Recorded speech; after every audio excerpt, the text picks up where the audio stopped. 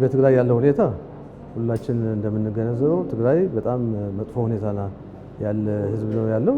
ህዝቡ ብዙ መከራ ተጋርጦበት የጦርነት ድባብም በሰፊው የሚወራበት ብዙ ደግሞ በተለይ በኢኮኖሚ ማህበራዊ ሁሉም ጉዳዮች የቆሙበት ሁኔታ ነው ያለው።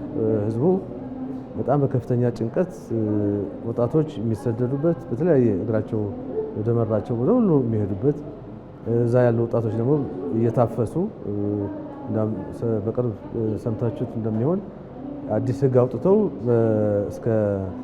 እስከ ሞት ቅጣት ድረስ የሚያስደርስ ቅጣት የያዙበት ሁኔታ ነው ያለው። ስለዚህ በጣም መጥፎ ሁኔታ ነው ያለው።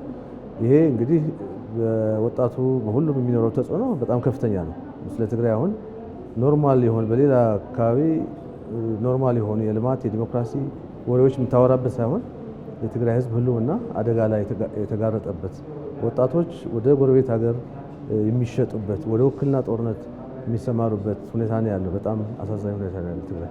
ኮርስ ይሄ የሰብአዊ መብት ረገጣ ሁሉም የተለያዩ የሰብአዊ መብት ተሟጋች ድርጅቶችም ያጣሩት እኮ ነው። የተለያዩ ሚዲያዎችም ተሰርቷል። እንግዲህ የሰብአዊ መብት በብዙ መልክ ሊገለጽ በሚችል መልኩ ነው ትልቅ ጥፋት እየጠፋ ያለው። ወጣቶች በጉልበት የታፍሰው ወደ ማሰልጠኛ ማዕከላት እየገቡ ናቸው። የሚገደሉ የሚታሰሩ ወላጆች በጣም ብዙ ናቸው። በየመንገዱ ወደ አዲስ አበባ የሚወጡ አውቶቡሶች እኮ እያስወረዱ ወደ ስልጠና የሚወስዱበት ሁኔታ ነው ያለው። ሰብአዊ መብት ረገጣው በቃ ጫፍ ላይ ደርሶ ህዝቡ ተሸብሮ እንግዲህ ዋናው ዓላማ መስለኝ ከኤርትራ የተማሩት ነገር ነው። በብዙ ነገሮች ማለት አስገድደህም ወታደር ማድረግ ይቻላል። አስገድደህ ትምህርት አቋርጠህ በአንድ ካምፕ ማስተማር ትችላለህ። ሌሎች በርካታ ሰው ስታስጨንቀው ሳይወድ ስለ ልማት ስለ ዲሞክራሲ ሳይሆን የሚጠይቀው ስለ ህልውና ብቻ ነው። ስለዚህ ሳይወድ ወታደር ማድረግ ይቻላል የሚል አይ ቲንክ ከሻዕቢያ ጋር የተማሩት ትምህርት እሱን ነው በጣም በፍጥነትና በስፋት እየተገበሩ ያሉት። በመጀመሪያም የፕሪቶሪያ ስምምነት የተቀበለም አልነበረም። በአብዛኛው ይሄ ስምምነት ተቀዶ መጣል አለበት ብለው ሲማጎቱ የነበሩ ሰዎች ናቸው አሁን ትግራይን እያመሱ ያሉት ማለት ነው። ስለዚህ ይሄ አጠቃላይ የሆነ ጥፋት ነው የሚያመጣው። እንግዲህ ጦርነት ለጦርነት አስከፊነት እኛ ውስጡ ላይ ስለነበር እናውቀዋለን። የነሱ ደግሞ በዚህ ጦርነት መኖር የሚፈልጉ ሰዎች ናቸው። ስለዚህ እነሱ ጉዳያቸው አይደለም። ጦርነት ቢነሳም ጉዳያቸው አይደለም። ጦርነት ቢራዘምም ጉዳያቸው አይደለም። ምክንያቱም ከዚህ ሁኔታ አትራፊዎች ናቸው ነው። ከኛም ከሁሉም ከወጣቱ የሚጠበቀው ይሄ የከፋ ጉዳይ ማብቃት አለበት ነው። ማብቃት የሚቻለው ደግሞ እኛ ስንታገለው ነው። እነሱ ጥቂት ናቸው፣ ጥቂት ሀብታም ግን ለብዙ ዓመታት ደግሞ በኔትወርክ የሰሩ ሰዎች ናቸው። አሁን የውክልና ጦርነት ነው የሚፈልጉት። እንግዲህ ወደ ቀጠናዊ ጦርነት ማድረግ ነው የሚፈልጉት። ቀውሱን ማስፋት ነው የሚፈልጉት። ይሄ ቀውስ ሳይሰፋ ሁላችን ተረባርበን ማስቆም ያለብን። ካልሆነ ግን ዋንስ ከወጣ በኋላ ደግሞ ቀጠናዊ ይሆናል።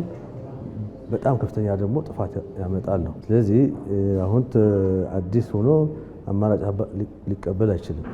ለትግራይ ህዝብ ነው የምታገለው የሚለው እሱ ቀልድ ነው። አሁን እኮ የትግራይ ህዝብ በሙሉ እንደ ጠላት ነው የሚቆጥረው። ይሄ ግሩፕ መጀመሪያ በጣም የተካነበት ስራ አለ። ስም ማጠልሸት ይችላል። ሰዎች በሰሩት ባልሰሩት ወንጀለኞች እንዲሆን ማስረግ ይችላል። ባንዳ ብሎ መጥራት በጣም አሁን ያው ስለበዛን አስቸጋሪ ሆኖባቸዋል።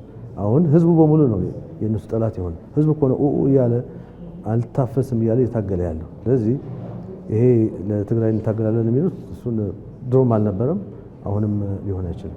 አሁን እኮ ህዝቡ የእናንተን ፊት አላይም ብሎ ወደ ሌላ አንዳንዱ ወደ ውጭ እየተሰደደ ነው፣ አንዳንዱ ደግሞ ወደ አዲስ አበባ ወደ ሌሎች ክልሎችም እየመጣ ነው ያለው። ይሄ ዋናው ህዝቡ ጠልቷቸዋል። ግን ቅድም ያልኩት እንትን አለ በጣም የተሳሳረ አሁን ወጣቱን እየገፈፉ ያሉት እኮ ጭንብል የለበሱ ናቸው። እኔ የትግራይ ወጣት በብዙ ዙር ሲታገል ነበር። በእንደዚህ አይነት ሁኔታ አይቼው አላውቅም። ይሄ እንግዲህ እነሱን ፈርተው ጭካኔ በተሞላበት እያደረጉት ያሉት ደግሞ ቅድም ያልኩት የዚህ የኤርትራውን ሞዴል ቶሎ ብለው በስፋትም በጥልቀትም ትግራይ ላይ ለመተግበር ነው የሚያስቡት። ይሄ ግሩፕ የዛ ያለው ችግር የሚፈጥረው ኃይል ተጠያቂ የሚሆንበት አሰራር ያስፈልጋል ነው፣ መቆምም አለበት ነው። ይሄ ካልቆመ ስለዚህ የመገናኛ ብዙሃን እዚህ ላይ ነው መስራት ያለበት። ስለ ሰላም መስበክ ማለት ሰላም ብቻ መዘመር አይደለም። ሰላም እንዲመጣ ደግሞ መታገል ያስፈልጋል ነው። አሁን ሚዲያ ላይ የሚሰሩ ስራዎች ሀቅ ላይ የተመረኮዙ መሆን አለባቸው። ሀቅነት ሀቅም ነው። ሀቅ ከሆነ መጥፎ የሰራውን ሰው ታጋልጣለህ ነው። አሁን ሽምግልና አይደለም ያስፈልገው፣ ሽምግልና ሳይሆን ስለ እውነት ማውራት ነው። ትግራይ ያለው ጥፋት ሞልቶ የፈሰሰ ነው። ይሄን ማጋለጥ ያስፈልጋል።